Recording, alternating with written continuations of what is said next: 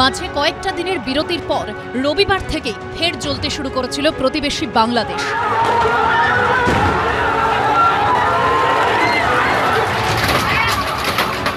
অগ্নিগর্ভ পদ্মাপাড়ের দেশে মৃতের সংখ্যা ৩০০ পেরিয়েছে। সোমবার মানুষের ক্ষোভের আগুন দাবানলের আকার নিল। আন্দোলনের চাপে প্রধানমন্ত্রীর পদ থেকে ইস্তফা দিলেন শেখ হাসিনা। তারপরই দেশ ছাড়লেন তিনি। আর ঢাকা কার্যত চলে গেল আন্দোলনকারীদের দখলে। প্রথমে হাতুড়ির বাড়ি, তারপর এভাবেই ভেঙে ফেলা হলো বঙ্গবন্ধু শেখ মুজিবুর রহমানের মূর্তির উপরের অংশ।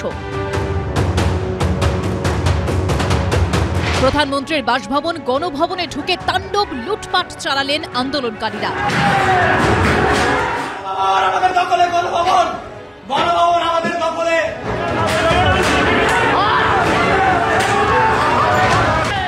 ধানমন্ডিতে বঙ্গবন্ধু ভবনে আগুন জ্বালিয়ে দিল বিক্ষোভকারীরা। স্বরাষ্ট্রমন্ত্রী আসাদুজ্জামান খান কামালের বাড়িতেও দরজা ভেঙে ঢুকে পড়ল আন্দোলনকারীরা। গোটা সংসদ ভবন চলে গেল তাদের দখলে, চলল তাণ্ডব। পুলিশের সদর দপ্তরে ঢুকে চালানো হলো ভাঙচুর। রেহাই পেল না সংবাদ মাধ্যম। রাস্তায় রাস্তায় যেন স্বাধীনতার উল্লাস।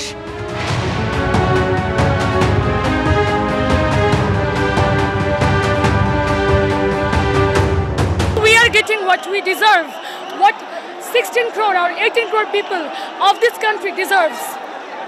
Everyone is happy, everyone is cheerful, everyone is celebrating the Sarkar Paton. এরই মধ্যে সেনাপ্রধান জানিয়েছেন বাংলাদেশে অন্তর্বর্তী সরকার গঠন হতে চলেছে। মাননীয় প্রধানমন্ত্রী পদত্যাগ করেছেন, একটা ইন্টারিম গভর্নমেন্ট ফর্ম করে আমরা দেশ পরিচালনা করব। আজকে এখানে জামাতের আমির ছিলেন, আমাদের বিএনপির শীর্ষস্থানীয় নেতৃবৃন্দ এখানে ছিলেন, জাতীয় পার্টির নেতৃস্থানীয় নেতৃবৃন্দ এখানে ছিলেন। এখানে আওয়ামী লীগের কেউ ছিল না। আমরা আজকে সুন্দরভাবে কথা বলেছি। সমস্ত দলের প্রধান দলের নেতারা এখানে উপস্থিত ছিলেন। আমি ওনাদের ইনভাইট করেছিলাম এখানে। আমরা একটা সুন্দর আলোচনা করেছি এবং এই আলোচনাটা ফলপ্রসূ হবে বলে আমি মনে করছি।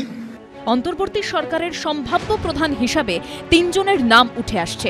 বাংলাদেশ ব্যাংকের প্রাক্তন গভর্নর সালেউদ্দিন আহমেদ, নোবেলজয়ী অর্থনীতিবিদ মোহাম্মদ ইউনুস ও শিক্ষাবিদ শাহিদুল আলম। আমরা বাংলাদেশে গণতন্ত্র রক্ষা করে রাখতে চাই।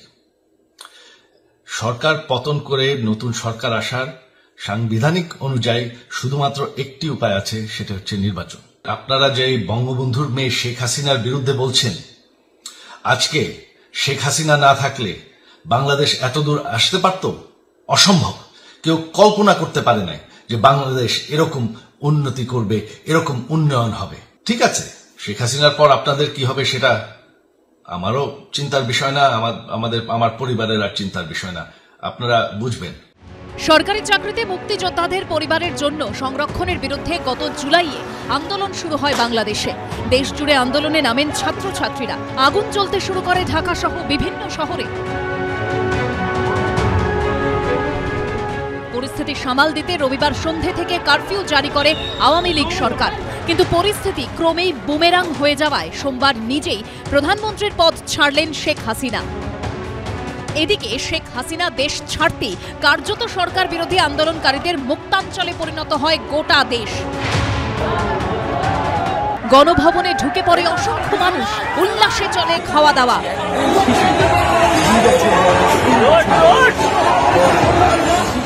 সোমবার বিকেলে বাংলাদেশ থেকে ভারতে এসে পৌঁছন শেখ হাসিনা। গাজিয়াবাদের হিন্ডন এয়ারবেসে তাঁর সঙ্গে দেখা করেন জাতীয় নিরাপত্তা উপদেষ্টা অজিত দোভাল। সূত্রের খবর, ভারতীয় বায়ুসেনা ও অন্যান্য নিরাপত্তা সংস্থার তরফে বাংলাদেশের সদ্য প্রাক্তন প্রধানমন্ত্রীর যাবতীয় নিরাপত্তার ব্যবস্থা করা হয়েছে। এবিপি আনন্দ।